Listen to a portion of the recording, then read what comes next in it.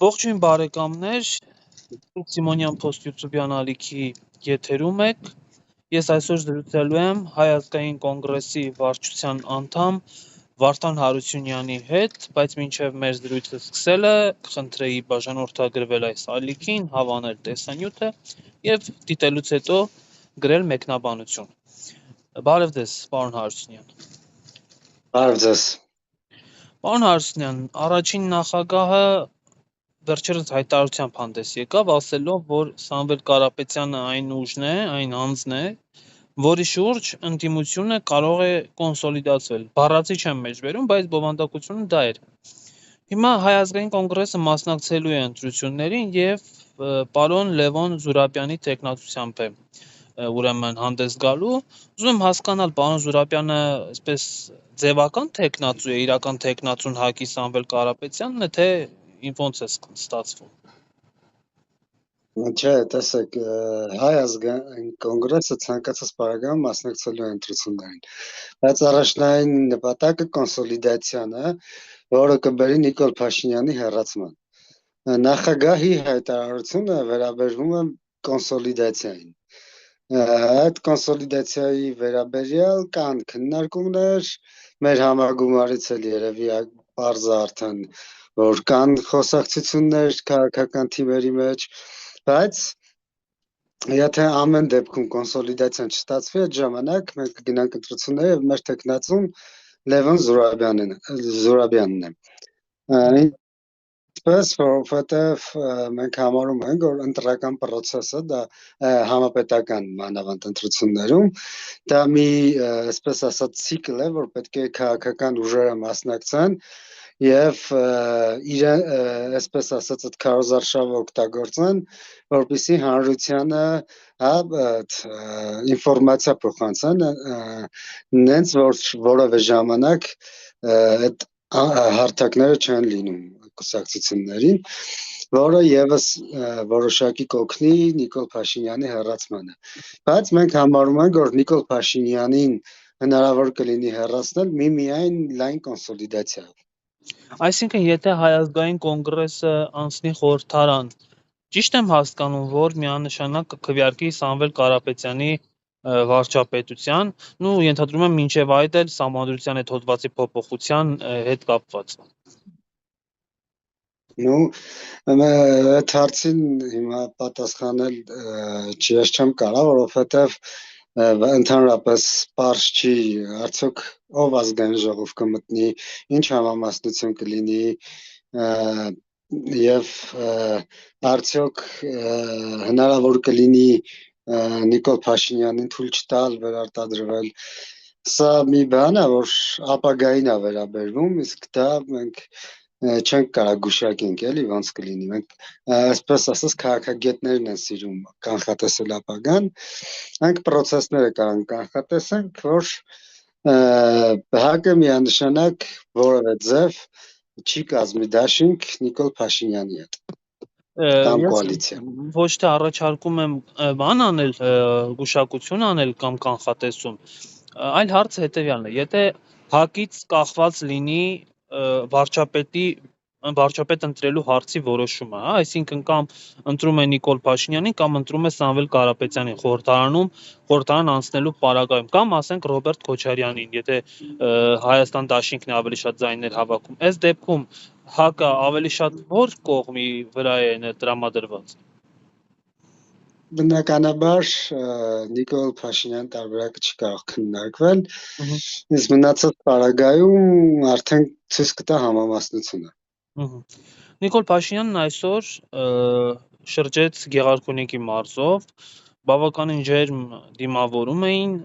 ինչ տպավորություններ ունեք, սրանք շարքային մարդիկ են, թե Նիկոլ Փաշինյանի թիմակիցներն են, կուսակիցներն են այս մարդիկ, ովքեր գալիս են, ուզում են ձեռքը համբուրել, ասում են, որ Ալեն Սիմոնյանի ու Նիկոլ Փաշինյանի անունով փողոցներ են անվանակոչվելու։ Ինձ թվում է դրանք ուղղակի տենց իրանց զոմբի մասայից է, որ իրանց հետ ֆրասնում են, որ տպավորություն ստեղծեն, որ ինչ-որ մարդիկ են մոտիկանում Նիկոլ Փաշինյանին, չնայած չեմ բացառում, որ հնարավոր է եւ ինչ-որ մարդիկ է մոտենան։ բայց ես հակված եմ ավելի շատ մտածել, որ իրանք են իրանց հետ այդ մարդկանց տանում։ Հա, այսինքն այդ մարդիկ, այդ գյուղացիները իրենց հետ էին բետարել, օրինակ Գավառ, Վարդենիս, Մարտունի։ Ես չեմ պնդում, որ բոլորը, բայց միանշանակ իրանք են նենց անում, որ այդ մարդիկ տվյալ պահին այդտեղ լինեն։ Օրինակ տանից դուրս գան, բան, ինչ որ մի վարչական Բեմականացված էր, այսինքն։ Հասկանալի, բայց այնուամենայնիվ ինչ է կարծում, Փաշինյանը ունի վարկանիշ եւ երկրորդ հարցը սրա հետ կապված Հայ ազգային կոնգրեսը ինչ վարկանիշ ունի, որտեղ նախորդ ընտրություններին չհաղթահարեց անցողիկ շեմը 21 թվականի։ Ուրեմն սկսեմ սկզբից, Նիկոլ Փաշինյանը ունի որոշակի վարկանիշ, բայց դա չի բավարար չի, որ ինքը կարողանա վերարտադրվի, հենց դրա համար է օրինակ երեկվա իր այդ հիստերիկ պորտկումները բրիֆինգի ժամանակ եւ շանտաժները լրագրողների նկատմամբ, չգիտեմ, պատերազմով վախացնելը, այս ամեն ինչը վկայում է նրա մասին, որ ինքը գիտի, որ իր տակ աթոռը ճոճվում է ու դրա համար է ինքը այդ նոպաների մեջ։ Ինչ վերաբերվում է Հայ ազգային կոնգրեսին, ուրեմն եթե 21 թվին եղել է 1.5%, դա ամենևին չի նշանակում, որ դա չի կարա փոխվի, չի կարա բարձրանա։ Հայ ազգային կոնգրեսը ունի իհարկե վարկանիշ։ Հայ ազգային կոնգրեսում 21 թվից հետո թիմը ընդլայնվել է, ավելացել են երիտասարդներ, շատ խելացի, տաղանդավոր, եւ դա արդեն վկայում է նրա մասին, որ ՀԱԿ-ի ռեյտինգը բարձրացել է։ Ու մի օրինակ էլ բերեմ, մինչև 2008 թիվը օրինակի համար ՀՀՇ-ին արդեն շատերը մոռացել էին, բայց 2008-ին, երբ որ Տեր-Պետրոսյանը վերադարձավ, ասպես ասած, հաղթեց ընտրություններում, չնայած այդ ընտրությունները գիտենք ինչ եղավ, բայց քանի որ ես չեմ ուզում նախկին իշխանության դեմ այդ կռվի թեման բացեմ, դրա համար չեմ մտնի դրա մեջ, որովհետև հիմա կա մեկ թիրախ, եւ այդ թիրախը Նիկոլ Փաշինյանն է, որը Հայաստանի անվտանգության թիվ 1 սպառնալիքն է։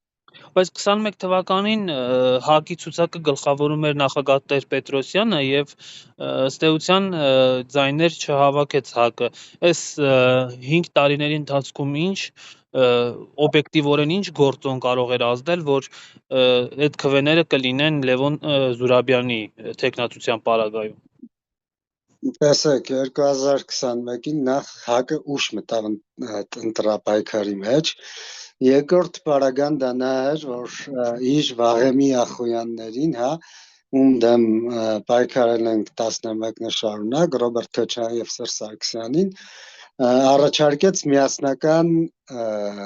դաշինք ստեղծել պայմանով, որ 3 նախագահներից որևէ մեկը իշխանության հավակնություն չի ունենալու, որպեսզի հեռացնենք ազգի սպառնալիք Նիկոլ Փաշինյանին։ Իհարկե այդ տարբերակը մերժվեց, իսկ հետո քանի որ իշխանության ձեռքում կային մեծ լծակներ, որոնք կարողանում են մանիպուլացնել, դա մանիպուլացվեց, թե իբր մենք միացել ենք Քոչարյանին կամ Քոչարյանի հետ ենք եւ այլն, որը ազդեց մեր վարկանիշի վրա։ Գումարած դա նաեւ շատ մեծ դեր խաղաց այն հանգամանքը, որ այդ պատերազմից հետո այդ երկբևեռ պայքար ձևավորվեց, եթե կհիշեք, Նիկոլ Փաշինյանը եւ Ռոբերտ Քոչարյանը տարան են բանի, որ Ռոբերտ Քոչարյան թիվ 1 ընդդիմադիրներ, Նիկոլ Փաշինյանը իշխանությունը պայքարը գնում էր այդ երկու թիմերի մեջ, ու եթե հիշենք արդյունքները,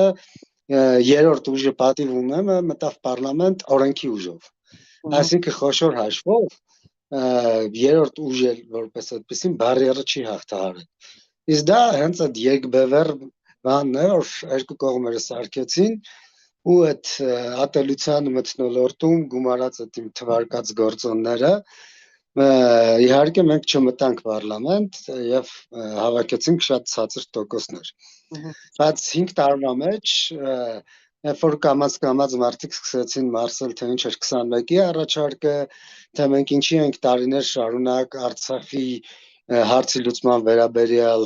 հայտնում կարծիք, որը բոլորին դեմ էր,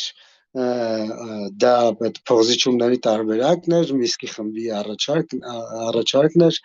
մադրիդյան սկզբունքների հիման վրա, եւ դա հենց առաջ 97 թվականի առաջարկը, որին մենք կողմ էինք։ Մարդիկ կամաց այս ամեն ինչը սկսում են մարսել եւ իհարկե դրանք մեկտեղ հասկանում են, թե մենք ինչ ենք ասում։ Գումարած դա նաև են 22 թվականի իրադարձությունները, երբ Տեր-Պետրոսյանը երկրորդ անգամ պատերազմից հետո փորձեց փրկել իրավիճակը եւ վեհապարի մոտ հանդիպման ժամանակ, եթե կհիշեք, մի առաջարկ արեց կլոր սեղանի, որը եւս մերժվեց։ Առաջարկը կանում էր նրանում, որ երկիրը կանգնած է ծանր ընտրության առաջ, դա Արցախի մնացած մասը պահելն էր, կամ նոյեմբերի 9-ի 9-րդ կետը կատարելն էր, եւ առաջին նախագահը առաջարկում էր, որ բոլոր նախագահներով, նաեւ Նիկոլի հետ կլոր սեղան նստեն, կայացնեն որոշում եւ բոլորով վերցնեն պատասխանատվություն, որպեսզի Նիկոլը առանց վախենալու գոնե գնա պահի Արցախի մնացած մասը։ Բայց դա մերժվեց, իհարկե, որից հետո Նիկոլն էլ գնաց թռավ իր արևմտյան տերերի գիրկը ու Արցախի մնացած մասը հանձնեց Ադրբեջանին։ Ձեր խոսքում մի երկու պնդում արեցիք, որոնց կուզեի այսպես ասած հարցի տեսքով նաև հակադարձել։ Տեսեք, ասում եք, որ Քոչարյանի ձեզ 21 թվականին անվանեցին Քոչարյանի հետ համագործակցող եւ դա բացասաբար ազդեց ձեր ձայների վրա, բայց իրականում Քոչարյանը եւ Հայաստան Դաշինքը 2021 թվականի ընտրություններին մոտ 220,000 ձայն են տարել եւ ենթադրվում է, որ պետք է դա դրականորեն ազդեր ՀԱԿ-ի վրա եւ նաև ասում եք, որ վեհապարի գլխավորության պետտվանում ժողովում առաջարկվեց, որպեսզի Նիկոլ Փաշինյանին սատար կանգնեն, բայց կհիշեք պատերազմի ժամանակ, երբ առաջին նախագահը ասել էր, որ լիազորիր ինձ կառավարության անունից ես գնամ Մոսկվա բանակցելու, Նիկոլ Փաշինյանը չէր լիազորել։ Այսօր արդյոք սա չէր նշանակում, որ Նիկոլ Փաշինյանը պարզապես չի ուզում որևէ կերպ նախին նախագահների հետ հաշվի նստել։ Տեսեք, նախ ես որևէ բառ չեմ ասել Նիկոլ Փաշինյանի սատար կանգնելու վերաբերյալ, ընդամենը պատասխանատվության վերցնելու մասին էր խոսքը, ինչ վերաբերվում է 20 թվին, երբ որ Նիկոլ Փաշինյանը մերժել էր, այո, թող 22-ին է մերժեր եւ այդ ժամանակ արդեն այսպես ասած նախկին նախագահները վեհապարը բոլորով միասին կարող էին հայտարարել, որ Նիկոլ Փաշինյանը SSS բաներն է անում, ժողովրդին կոչ անեին համախմբման եւ Նիկոլ Փաշինյանի դեմը առնվեր։ Այսինքն, եթե Նիկոլը նորից պետք է մերժեր, այդ ժամանակ ինքը մնալու էր ամբողջ քաղաքական դաշտում մենակ։ Իսկ դա բերելու էր մի բանի, որ կապահովեր համախմբում արդեն իր դեմ։ Բայց այն ժամանակ հիմա էլ ինքը քաղաքական դաշտում մենակ, բայց կարծես թե դա իրեն ընդհանրապես չի անհանգստացնում։ Հիմա չի անհանգստացնում, որովհետև նախ անհանգստացնում է, որովհետև իր այդ հիստերիկ պորտկումները, անհավասարակշիռ պորտկումները դրա վառ ապացույցն են, ինչ վերաբերում է նրան, թե ինչի են իրենց փորձում ցույց տալ ավելի հանգիստ հիմա, որովհետև իրենք փորձում են ցույց տալ, որ իրենք վախեր չունեն, որ իրենք ուժեղ են, դա մանիպուլյացիայի մի մաս է, այդ սրտիկները իրենց բան, սա մի բանի մասին է, որ իրենք փորձում են ցույց տալ, որ իրենք չեն վախում, իրենք ուժեղ են, դա անում են այն այսպես կոչված ուժերը, որոնք արդեն զգում են, որ իրենք պարտվում են, որովհետև ուժեղ պինդ ամուր ուժը կարիք չունի ցույց տա, որ ինքը ուժեղ է։ Լավ, եւ վերջին հարցը կուզեի մի կողմ թողնեք, որ ՀԱԿ անդամ եք եւ օբյեկտիվորեն գնահատեք։ Ձեր կարծիքով որ ուժերը կանցնեն խորհրդարան։ Դա մի քիչ անշնորհակալ գործ է, բայց կարծում եմ կանցնի քաղաքացիական պայմանագիրը, կանցնի ուժեղ Հայաստանը, կամ կոնսոլիդացիան, որը հնարավոր կոնսոլիդացիան, կարծում եմ նաև կանցնի Ծառուկյանը, վստահ եմ եթե կոնսոլիդացիան չլինի, նաև կանցնի ՀԱԿ-ը։ Եղավ, շնորհակալ եմ զրույցի համար։ Ձեզ շնորհակալություն։